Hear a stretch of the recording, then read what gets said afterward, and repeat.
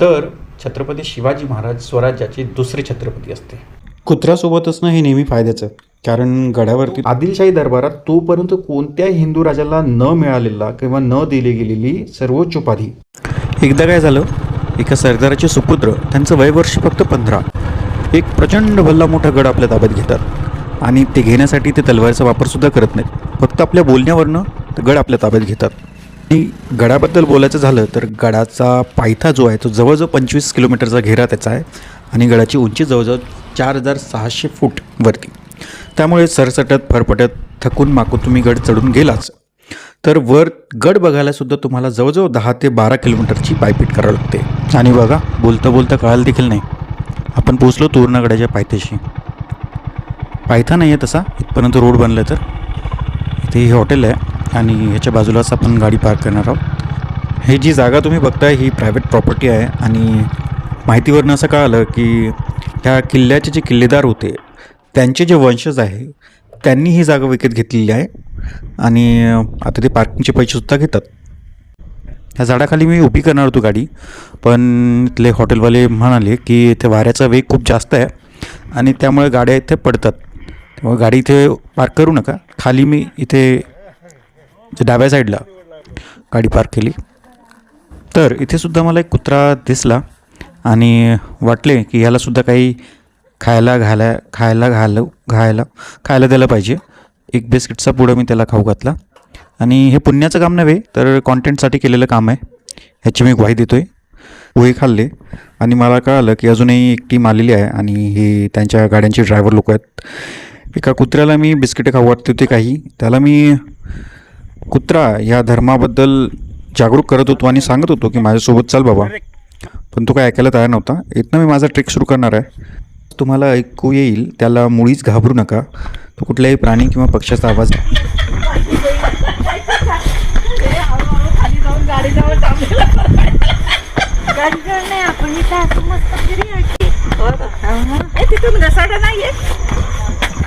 एवढं नाही आहे, जास्त नाही. इकडनं जाणं सोपं आहे. या बाजूनेच आलो आम्ही आता. नाही, हे इथनं घसरडं नाही आहे. आपण तिथूनच आलतो. इथे एक पाय ठेवायचा. आले का वरतून तुम्ही? आमच्या आहेत ना अजून. नाही, तुम्ही वरती गेला होता का? नाही गेलो आम्ही जास्त वरती. हा, ते मग लवकर कसे आले जाऊन? आम्ही नाही गेलो जास्त वरती. 2 तास जायलाच लागतात. 2 तास लागतात. हा. हे काय म्हणतात ते? होय. बरोबर आहे का? कोण? चल ना बाहेर. बघा त्याला ऐकतच नाही तो. तुमचं आहे का? काय माझं नाही. हो का? मग ते सोबत येते का? यायला तर पाहिजे त्याने.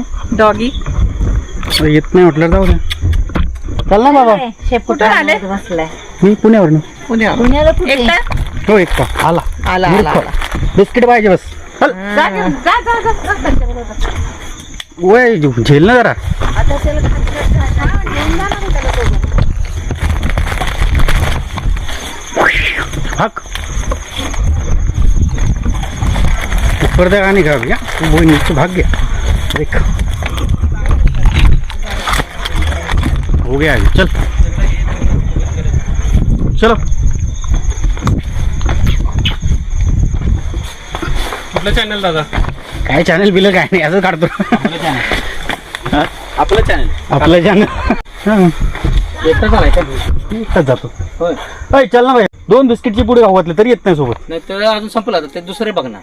अगं होय. दोघे तिघे वरती तो खालीच थांबणार आता, अजून दुसऱ्या लोकांना बघणार. काय बघणार ते दुसरा नेक्स्ट माणूस. इमानदार म्हणून जास्त डोक्यावर चढले ते. दुसरी इनामदार माणसं अजून भेटणार. शेवटचा प्रयत्न मी करून बघतोय, त्याला अजून थोडे बिस्किटं खाऊन बघतो सोबत येतोय का. तर कुत्र्यासोबत असणं हे नेहमी फायद्याचं, कारण गडावरती तुम्हाला भरपूर सारे माकडे दिसू शकतील जे तुमची बॅग हिसकावण्याचा प्रयत्न करतात आणि कुत्रे त्यापासून तुमचा बचाव नक्कीच करू शकतील. बिस्किटांचे पुढे खाऊन देखील आपल्या कुत्रा धर्म या धर्माला न जागणारा हा कुत्रा, मला वाटते की मागच्या जन्मी नक्कीच माणूस असावा, कारण तो माझ्यासोबत आलाच नाही शेवटपर्यंत. आज शुक्रवार असल्या कारणामुळं गडावर आपल्याला जास्त गर्दी दिसणार नाही आणि तसंही मला जास्त गर्दीत आवडत नाही, त्यामुळे मी शुक्रवारी किंवा वीकडेजलाच जनरली ट्रेक करतो किंवा गडांवरती फिरतो. सादर आहे तोरणागड. गडाबद्दल माहिती देणारे भरपूर सारे व्हिडिओज आपल्याला यूट्यूबवरती मिळतील, पण मी बोलणार आहे इतिहासाबद्दल.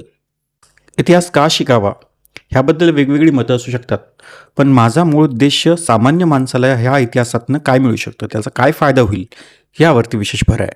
तर माहिती करूया महाराष्ट्राचा आणि विशेषतः छत्रपती शिवरायांचा इतिहास. तर भोसले कुळात प्रथम ज्ञात व्यक्ती आहेत बाबाजी भोसले. अहमदनगरच्या म्हणजे हल्लीच्या अहिल्यानगरच्या निजामशाहीच्या कालखंडात पुणे जिल्ह्यातल्या हिंगणी बेर्डी या गावचे पाटील बाबाजी भोसले शेती आणि पाटीलकीच्या उत्पन्नावर शांतपणे जीवन जगत होते. बाबाजींचे 2 सुपुत्र मालोजीराजे आणि विठोजीराजे हे दोघे बंधू दौलताबाद म्हणजे देवगिरीच्या पायथ्याशी असलेल्या वेरूळच्या ठिकाणी गेले. तिथे त्यांची भेट झाली निजामशाहीचे जे एक मातब्बर सरदार आहेत ज्यांना आपण सगळे ओळखतो, लखुजीराजे जाधव. मालोजीराजांबद्दल एक गोष्ट सांगितली जाते की पावसाळ्याचे दिवस असताना एका रात्री ते घराच्या बाहेर पडले. चालत असताना त्यांना एका वारुळाच्या बाहेर एक भला मोठा साप बाहेर जाताना दिसला.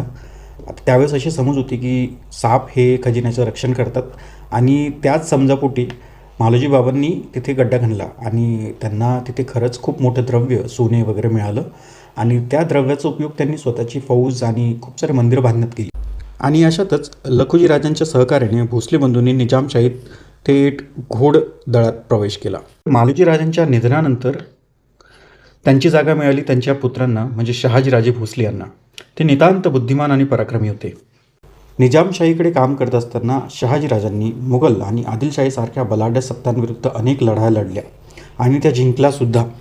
त्यांच्या या अफाट रणकौशल्यावर खुश होऊन त्यांच्या ज्या जहागिरीत होत्या, पूर्वजांच्या ज्या जहागिरी होत्या त्याच्यात पुणे, सुपी आणि इंदापूर यांची अजून भर पडली किंवा वतनदार नव्हते. तर ते खूप महत्त्वाकांक्षी आणि दूरदृष्टी असलेले खूप मोठे व्यक्तिमत्व होते. निजामशाही बुडत असताना त्यांनी माघार घेतली नाही. उलट निजामशाहीच्या वंशातील एक अल्पवयीन मुर्तजा याला शोधून काढलं आणि जुन्नरजवळच्या पेमगिरी किंवा शहागड या किल्ल्यावरून त्याच्या नावाने स्वतःच कारभार चालवायला सुरुवात केली. तिकडे दक्षिणेत मुघलांचा प्रभाव वाढत होता आणि इकडे विजापूरचे जे मोहम्मद आदिलशाह होते त्याला हे मुळीच आवडत नव्हतं. आता अशात झालं असं की मुघलांनी त्यांची पावलं दख्खनकडे वळवली. मग हे पाहून आदिलशाह, जो इकडचा आदिलशाह आहे, तो सावध झाला आणि मोगलांना रोखण्यासाठी शहाजीराजे जेवढं काही काम करत आहेत त्यासाठी ते मदत करायला तयार झाले आणि त्यांनी उघड पाठिंबाने तत्काळ मदत दिली. ही तब्बल 3 वर्ष शहाजीराजांनी त्या नव्या निजामशाहाच्या नावाने अखंड सत्ता चालवली आणि या दोन्ही शाहींना झुलवत ठेवलं. म्हणून मोगल सम्राट शहाजहानची थोडीशी फाटली आणि तो स्वतः एका मोठ्या सैन्यासह थेट दौलताबाद म्हणजे देवगिरीपर्यंत चालून आला. त्याने विजापूरच्या आदिलशहाला, जे शहाजीराजांना मदत करत होते, त्यांना शेवटची धमकी दिली. जर शहाजीचा बंदोबस्त करण्यास मदत केली नाहीच तर आदिलशाहीचा समूळ नायनाट करेल. आता आदिलशाही ती शेवटी एका धमकीनेच घाबरली. त्याने त्या धमकीची धास्ती घेऊन आदिलशाह मोगलांना जाऊन मिळाला. मोगल आणि आदिलशाह आता हे दोघंही एकजुटीने एक फौज घेऊन दोघांची संयुक्त फौज शहाजीराजांना माहुलीच्या गडावर त्यांना चारी बाजूंनं वेढलं. आता या दोन्ही सत्तांविरुद्ध शहाजीराजे खूप कडवटपणे लढले, पण अखेर 1636मध्ये परिस्थिती अशी आली की त्यांना नमतं घ्यावं लागलं. त्यांनी अल्पवयीन मुर्तुजा निजामशाह ज्याला गादीवर बसवलं होतं त्याला त्यांनी मुघलांच्या स्वाधीन केलं आणि स्वतःही त्यांनी शरणागती पत्करली. सन 1636च्या शहाजहान आणि मोहम्मद आदिलशाह यांच्या या ऐतिहासिक तहानुसार निजामशाहीची जी राज्य होते त्याची आपापसात वाटणी केली गेली. या तहानुसार शहाजीराजांना इंदापूर, पुणे आणि चाकण आणि सुपे ह्या परगण्याची जहागिरी स्वतःकडे ठेवण्याची मुभा मिळाली होती. 1624मध्ये अहमदनगरच्या पूर्वेला काही कोसांवर असलेलं भातडी गाव, इथे लढलेलं एक युद्ध गनिमी गावाचं एक मूर्तिमंत उदाहरण आहे. एका बाजूला होती मुघल आणि आदिलशाह यांची संयुक्त फौज, जवळजवळ 80,000 ते 1 लाखाच्या जवळजवळ त्यांची फौज होती आणि शहाजीराजे लढत होते निजामशाहीकडनं. त्यांच्याकडे होते 20,000 लोक. भातवडीजवळ असलेल्या भातुडी तलावाचे पाणी अडवून ठेवण्यात आले होते. पावसाचे दिवस होते. जेव्हा मुघल आणि आदिलशाही फौजा मैदानात आणि दरीत शिरल्या तेव्हा शहाजीराजांच्या योजनेनुसार त्या तलावाचे बांध मध्यरात्री फोडण्यात आले. क्षणार्धात पूर आला. शत्रूच्या छावण्या पाण्याखाली गेल्या. तोफगोळे चिखलात रुतले आणि शत्रूच्या घोडदळात प्रचंड गोंधळ उडाला. शत्रू चिखलात फसला असतानाच शहाजीराजे आपल्या चपळ मराठा घोडदळासह विजेसारखे तुटून पडले. दिल्ली आणि विजापूर या दोन्ही सत्तांचा असा दारुण पराभव याआधी दख्खनने कधी पाहिला नव्हता आणि तो केला होता शहाजीराजे भोसले यांनी. तर नंतर 1636च्या तहानुसार शहाजीराजे हे आदिलशाहीचे सरदार बनले. आता हा जो सुलतान मोहम्मद आदिलशाह होता त्यांनी शहाजीराजांना आपल्या पदरी घेतलं हे काही मोठेपण नव्हतं त्यांचं. ते स्वतः एक गोष्टीला घाबरत होते आणि हा एक राजकीय डाव म्हणू शकतो आपण. कारण त्यांच्या दरबारातील काही सदस्य होते, त्यांचा प्रभाव वाढत होता, म्हणजे आदिलशहापेक्षाही ते वाढत होते आणि हे आदिलशहाच्या डोळ्यात खुपत होतं. आणि त्याला ही भीती होती की हे लोक बंड करतील आणि त्याला गरज होती अशा एका पराक्रमी योद्ध्याची जो दक्षिणेत आदिलशाहीच्या सीमांचा विस्तार करेल. आणि त्यावेळेस एकच असा पराक्रमी योद्धा होता, त्यांचं नाव शहाजीराजे भोसले. शहाजीराजांच्या पराक्रमाची धास्ती त्यांना होतीच.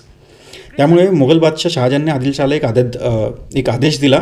त्यात त्यांनी असं सांगितलं की शहाजीराजाला अशा ठिकाणी पाठवा जिथे सह्याद्रीचे डोंगर नसतील, कारण डोंगर आणि गड किल्ल्यांशिवाय शहाजीराजे म्हणजे नखा छाटलेला गरुड ते आपल्या राज्यासाठी जिंकू शकतील पण बंड करणार नाहीत. आणि ह्या आदेशानुसार शहाजीराजांना आपल्या मूळ जहागिरीपासून तब्बल 1000 किलोमीटर दूर दक्षिणेत पाठवण्यात आलं. मला तर कधी कधी असं वाटतं की शहाजीराजांना जर दक्षिणेत पाठवलं नसतं आणि ते पुण्यातच राहिले असते तर छत्रपती शिवाजी महाराज स्वराज्याचे दुसरे छत्रपती असते.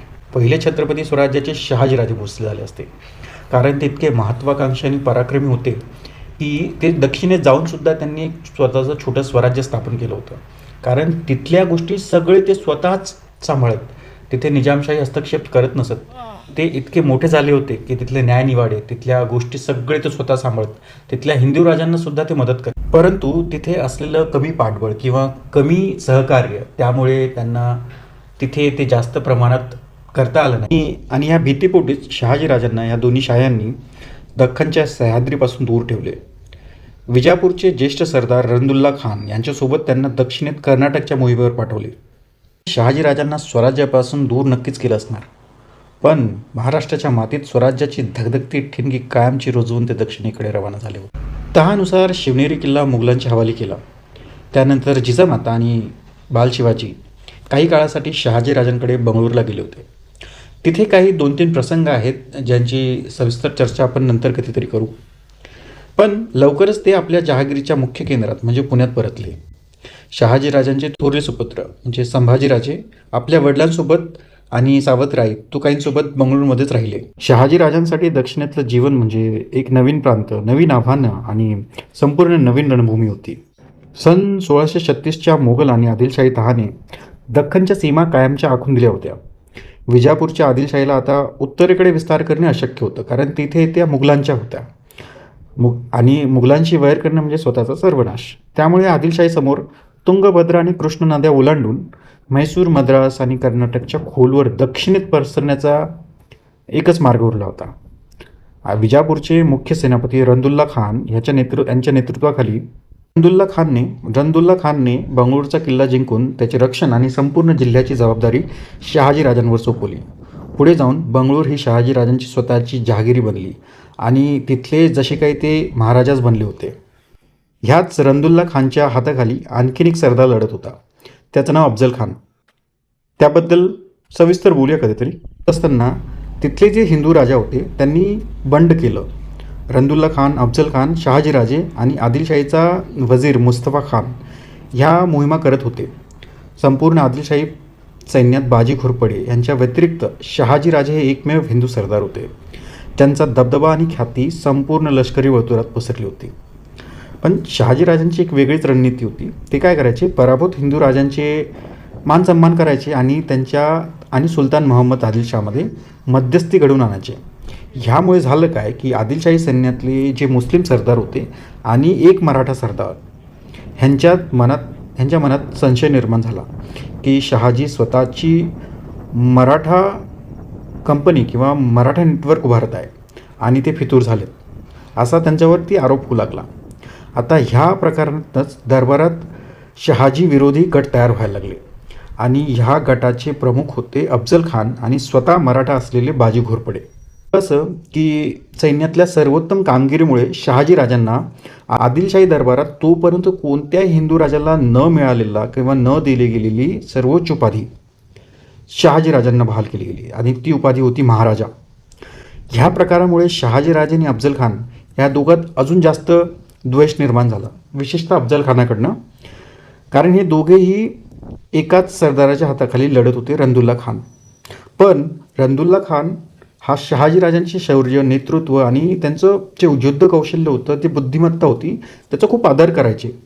हा त्यांचा वाढता सन्मान अफजल खानाच्या अजून डोळ्यात खुपत होता. त्यातूनच अफजल खानाच्या मनात शहाजीराजांविषयी विषारी द्वेष निर्माण होऊ लागले आणि ते झाले. याच काळात दख्खनमधील गावकऱ्यांचे जीवन जवळजवळ उद्ध्वस्त झाले होते. बाजारविना असलेल्या गावाला मौजा म्हटलं जायचं आणि बाजारपेठ जर असली तर त्या गावाला कसब किंवा कसबा म्हटलं जायचं. पुणे त्यावेळेस एक कसबा होतं. आता जिजाबाईंना पुण्यात पाठवणे हा शहाजीराजांचा एक अत्यंत महत्त्वाचा किंवा अत्यंत दूरदर्शी असा निर्णय होता. कारण स्वतः शहाजीराजे बंगुरला असताना त्यांच्या पुणे ह्या जहागिरीत जर लक्ष दिलं गेलं नसतं तर ती जहागिरी त्यांना कदाचित सोडावी लागली असती. आणि असंच नाही, आणि फक्त तेच नाही, तर शहाजीराजांना जिजाबाईंमधले उत्कृष्ट प्रशासकीय गुणांची जाणीव होती आणि त्यांना हे ठाऊक होतं की त्यांच्या मार्गदर्शनाशिवाय पुण्याची जहागीर विस्कटून नष्ट झाली असती. पण तिथली परिस्थिती, पुण्याची परिस्थिती अत्यंत भीषण होती. सततच्या युद्धामुळं आणि महाभयंकर दुष्काळामुळं पुणे हा प्रदेश उद्ध्वस्त झाला होता. दख्खनवर अस्मानी संकट ओढवले होते, ज्यामध्ये दीर्घकाळ चाललेल्या दुष्काळामुळे सगळा प्रदेश भुईसपाट झाला होता. गुजरातपासून गोवळकोंड्यापर्यंतची जमीन जणू स्मशानभूमी झाली होती, जिथे हजारो लोक उपासमारीने जवळजवळ मेले होते. 36च्या तहाच्या अगोदर म्हणजे जवळजवळ 1630च्या सुमारास विजापूरच्या आदिलशाहीचा एक सरदार होता, त्याचं नाव मुरार जगदेव. त्याने पुण्याच्या वस्तीवर गाढवाचा नांगर फिरवला होता. शहाजीराजे भोसले यांनी आदिलशाही आणि मुघल सत्तांना तिथे वेळोवेळी आव्हान दिलं होतं आणि निजामशाही टिकवण्यासाठी सुरू असलेला संघर्ष विजापूरवाल्यांना आवडत नव्हता. शहाजीराजांचा बंदोबस्त करण्यासाठी, त्यांना धडा शिकवण्यासाठी आदिलशहाने आपला सेनापती मुरार जगदेव याला पुण्यावर पाठवले. त्याने पुण्याची जाळपोळ केली, विध्वंस केला. संपूर्ण पुणे कसबा त्याने जाळून टाकलं. घरं, मंदिरं, धान्याची कोठारे सगळं उद्ध्वस्त केली. आणि इतक्यावर तो थांबला नाही, त्याने गाढवाचा नांगर देखील फिरवला. अजून आता गाढवाचा नांगर फिरवला तर ह्याचा अर्थ त्या काळी असा घेतला जायचा की ह्या प्रदेशाचा सगळा नायनाट झाला आहे आणि ही भूमी आता कायमची अमंगल किंवा शापित झाली आहे. इथे पुन्हा कधीही मानवी वस्ती होऊ शकत नाही. इतकंच काय, तर मुरार जगदेवने जमिनीवरती गाढवाचं नांगर फिरवल्यानंतर पुण्याच्या वेशीवरती जमिनीत एक लोखंडी भार ठोकली आणि त्यावर एक तुटकी चप्पल टाकली. हा इशारा होता की जो कोणी पुण्यात वस्ती करण्याचा प्रयत्न करेल त्याचा वंश निर्वंश होईल आणि त्याचा असाच विनाश होईल. आता ह्या दहशतीमुळे जे उरले लोक होते ते सगळे घर सोडून सह्याद्रीच्या दऱ्यावर पळून गेले. पूर्णपणे तिथली जागा ओसाड झाली. शेतामध्ये बाबळीची रानटी झाडे उगवली. लांडगे, वाघ आणि बस अशी जनावरं तिकडे फिरू लागली. दुष्काळ आणि युद्धामुळे हे गाव सोडून गेलेले, पळून गेलेले शेतकरी होते, त्यांना परत आणणे हे खूप अवघड काम होतं. ज्या शेतांमध्ये सोन्यासारखी पिके डोलत असायची तिथं आता रानटी बाबळींचे रान माजले होते. सामना छत्रपती शिवाजी महाराजांनी जिजामाता आणि दादोजी कोंडदेव यांनी कसा केला ह्याच्याबद्दल आपण नंतर कधीतरी बोलू. म्हणायचं असं की शहाजीराजांची जहागिरी ही अशा अवस्थेत जिजामातांकडे सोपवण्यात आली. ह्या परकीय सत्तांचा विरोध करण्यासाठी हिंदू राजांना वेळोवेळी संधी मिळाल्या, परंतु आपल्या इथले हिंदू राजे आपापसात भांडण्यात व्यस्त होते आणि त्यांना त्यांच्यातच मजा यायची कदाचित. झालं असं की विजापूरची आदिलशाही ही जे दोन मुख्य आधारस्तंभ होते ते होते राव जगदेव आणि शहाजीराजे भोसले. तिकडे गोळगोंड्याच्या कुतुबशाहीत मदन्ना पंडित म्हणजे मादन्ना अक्कांना यांच्या हाती तिकडचे सगळे सत्तासूत्र होते. गोविंद रानडे यांच्या नोंदीनुसार सह्याद्रीचे पश्चिम घाट, उत्तुंग डोंगरी किल्ले आणि मावळ प्रांतांची सर्व ताकद इथल्या मातब्बर हिंदू सरदारांच्या हाती होती. जसे चंद्रराव मोरे, सावंत घराणे ते दक्षिण कोकणाचा संपूर्ण कारभार सांभाळायचे. निंबाळकर, फलटणच्या जहागिरीचे तिथलं त्यांचं वर्चस्व होतं. डफळे आणि माने साताऱ्याच्या प्रदेशावर त्यांची पकड होती. भोसले घराणे पुणे, मावळची कारभारी ज्यांची जहागिरी पूर्वेकडे बारामती आणि इंदापूरपर्यंत पसरली होती.